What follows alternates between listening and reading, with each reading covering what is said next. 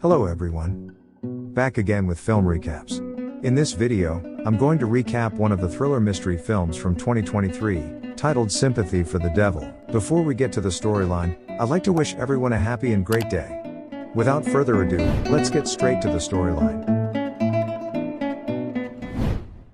The movie kicks off with this guy. We don't know his name at this point, except that he's driving his kid across town. He's gonna drop his kid off at his mother-in-law's, and is all set to go be a superhero husband for his pregnant wife, to give her some of that emotional support that women need during labor. Finally, they reach their destination, and his wife's mother takes over the kiddo watch duty. He tells the kid to be a good boy, and then makes his way back to the car and drives off. A few minutes later, while he is driving, his wife calls in, moaning in pain as she talks to him. He tells her that he just dropped their kid off at her mother's place, and now we learn that this guy's name is David. David tells his wife that he's almost at the hospital, and soon enough, he makes it to the hospital.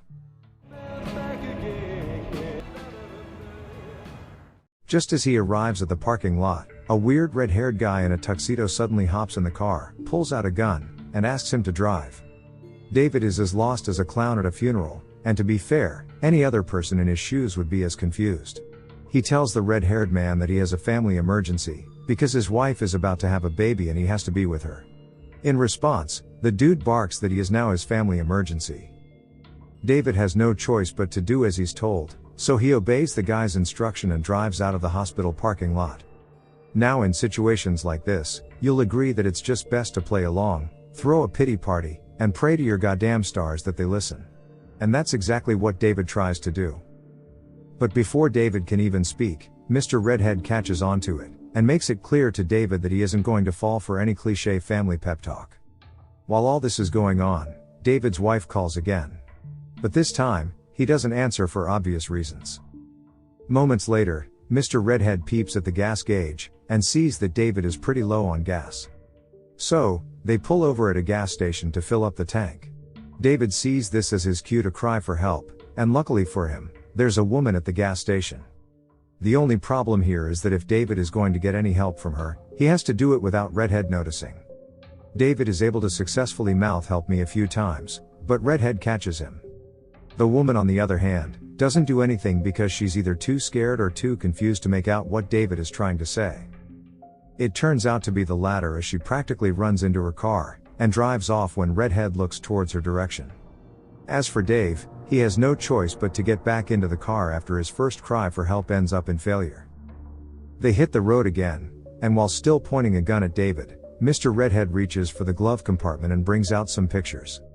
Redhead asks if David's ever been to Boston, to which David replies that he has been to Boston just once, and that it was a long time ago. After this, Redhead tells him that he reminds him of a guy he used to know in Boston.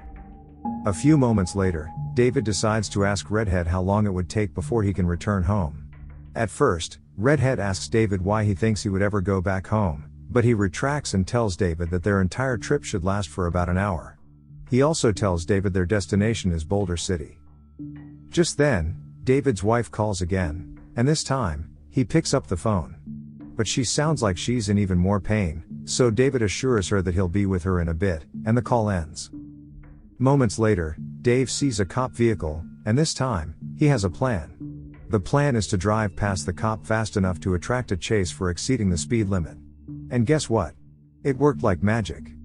The police car gives them a good chase, and soon enough, they have no choice but to pull over. However, things don't go as planned, and what happened next will send chills down your spine. As soon as the cop asks them to step out of the car. Please, Mr. Big Policeman. Step out of the car. Just do what he says, okay?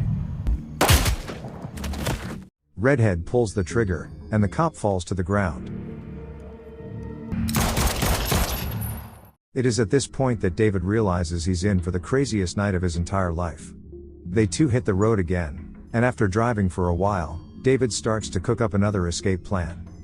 At first, he tries to distract Redhead with questions, but Redhead simply brushes them off.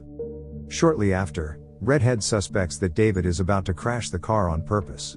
So, he undoes Dave's seatbelt, to make him feel the impact more, just in case he tried to do anything stupid. But instead of crashing the car, David jumps out of the moving car in a split second.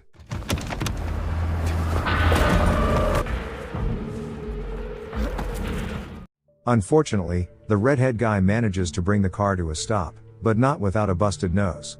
David hides behind a rock, while Red curses at Dave for playing a fast one on him, but he's interrupted by Dave's wife. This time, Redhead answers the call, and disguises as the storekeeper in the hospital. He also asks what her room number is.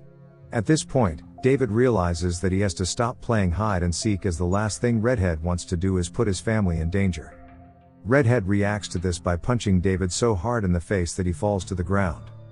As they approach the car, David makes a quick adjustment to his collarbone, which is a bit surprising for Redhead that a loser like David could do something like that. Once that's sorted, they hop back into the car, with David back at the wheel. Worried about his wife, Dave asks Redhead how she sounded over the phone. Redhead says that she sounded nice over the phone, and asks David if he is happy in his marriage, to which David replies that he is. Soon after, Redhead sights a diner, and asks Dave to drive there, and David complies without any objections. Once they get to the diner, the two men walk into the diner, and Redhead orders David to sit down. He looks around, and sees a waitress and a man staring at him. While holding the gun under the table, Redhead tells David that a man is waiting for his arrival. He says that the initial plan was to go all the way to Boston, but because the man was impatient, he flew out to a private suite in Boulder City, and that is where they are heading to. David gets lost in his thoughts, probably trying to make any sense of what his kidnapper just said. Redhead then goes on to tell him the story of a bookkeeper. According to Redhead, the bookkeeper is a man from Brooklyn who was living in South Boston. The bookkeeper meets a nice Bostonian girl, falls in love, they tie the knot, and have a baby girl. But before Redhead completes his story, he notices the waitress approach them. They both order black coffee and sandwiches, and David is annoyed that the cook won't let them change anything on the menu. After the waitress leaves, Redhead continues his bookkeeper story. He says that the bookkeeper was working for a hard-drinking Catholic named Jacob Sullivan. His job at that time was to do the books for one of Sullivan's associates, but the associate tries to play smart, and starts skimming money on the side. So when Jacob Sullivan found out about it, Sullivan sent a man to kill the associate, who came over to the bookkeeper's apartment. Redhead then starts to talk about how happy David's life is, and this makes David ask who Redhead thinks he is. When Dave interrupts him again, this throws Redhead over edge, and he barks at David, telling him never to interrupt him. The other man in the diner tries to make an exit, and Redhead also barks at him to sit back down. In one swift motion, Redhead cuffs David's hand to the table. He walks up to the other man, tells him to stay, and takes his phone away from him. He also walks to the kitchen where the waitress and cook are. He takes their phone away, and throws it in the deep fryer.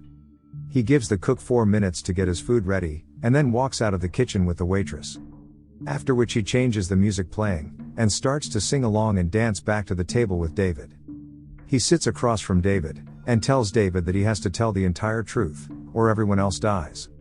David says he has no idea what he's talking about, right when a woman walks into the diner with her daughter.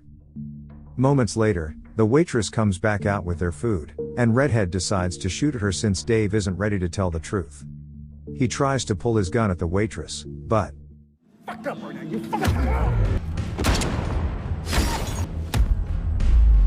Redhead pulls the trigger again, and the bullet hits the diner man, who drops to the ground. He then walks over to the woman and her daughter, and points the gun at them. It is at this point that David decides to come clean, because he doesn't want innocent people dying for something they know nothing about. He tells Redhead what he has been dying to hear. He's really who Redhead thinks he is. Hearing this, Redhead walks up to him, throws him to the ground, and punches him repeatedly until he's a bloody mess. Redhead looks him dead in the eye and calls him James.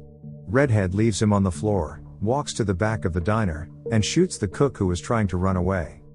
He also goes to the bathroom where the waitress is hiding, but he doesn't shoot her, and decides to just walk back out. Meanwhile, David manages to call 911, and tries to free himself from the handcuff. Redhead walks to the kitchen, and sets the gas cooker on fire, even throws a bottle of liquor at it to make the fire bigger. Redhead then comes back out and shoots at David, who has just freed himself and is making his way to the door. The bullet hits his leg, but he doesn't stop running. As soon as he gets out, he hides behind a car, and puts his belt right above the bullet wound to help him stop the bleeding.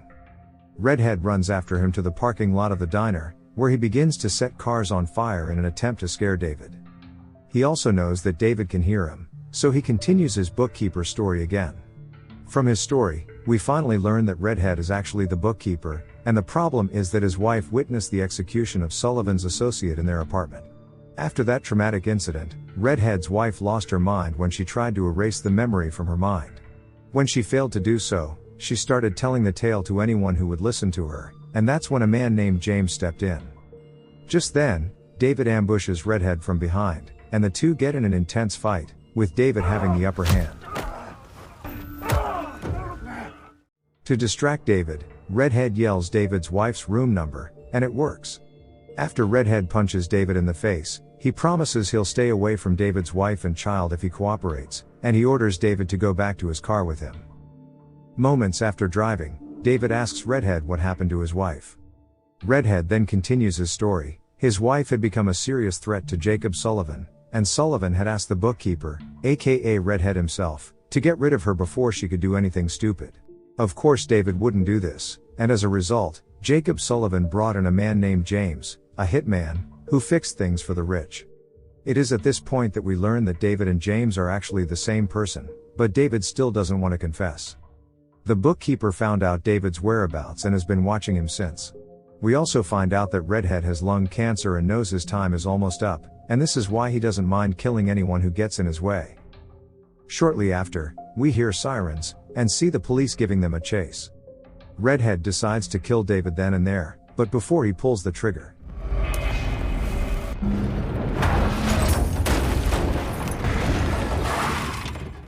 We then see two police officers stop by. But suddenly, someone shoots them. And that someone is David, who we now know to be James. He makes it out of the car and goes over to Redhead, who was stuck in the other side of the car. Here James finally confesses that he didn't mean to kill Redhead's family. Back to the story, in the bookkeeper's absence, James entered the house and tried to shoot his wife, but the bookkeeper's wife attacked him, causing him to accidentally shoot the daughter. James regretted pulling the trigger, but he had already committed the sin from which he wouldn't be able to redeem himself. He shot the wife and set the entire house on fire. However, the entire incident weighed heavily on James' conscience, which was why he left the world of crime behind, and moved on to another city to lead a simple life. After his confession, he strangles Redhead till he stops struggling. Redhead is dead. After Mr. Redhead dies, David picks his phone again, and finds out that his wife had a baby girl. We hear sirens again and see another police cars approaching. In the end, David raises his hands above his head, and will probably just go back to his simple, happy life. Okay guys, that's all the recap of Sympathy for the Devil 2023. Thanks for watching. See you again in the next video.